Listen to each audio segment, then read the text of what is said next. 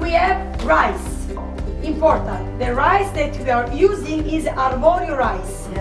How you cook?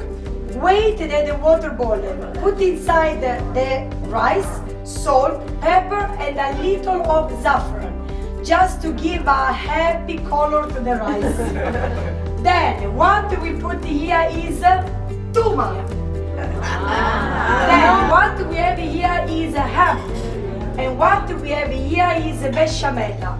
How we prepare the bechamel? With the 3 ingredients: milk, flour, and butter. If you don't like ham, use anything you like: fish, mushrooms, spinaches, peas, exactly everything you like. Okay, it doesn't matter. What we have here is flour and water. Why we put the flour and water? Because when we make the ball, it's necessary to be sticky. When the arancina will be passed in the flour, after that it will be passed in the breadcrumbs. In the breadcrumbs we don't put anything, any flour, just dry bread. You scratch and will be already to be covered. With the arancina done, you don't have fry, just freeze up. So when you take out, wait that the temperature became normal and then fry, okay?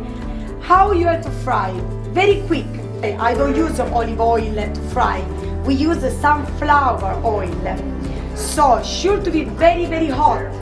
You put inside the bowl the arancina, wait that the breadcrumbs became brown, because actually the rice and all the ingredients doesn't need to be cooked. So wait till the breadcrumbs became brown and take out. And be careful, don't eat quick. Wait that the temperature became a little bit cold, okay?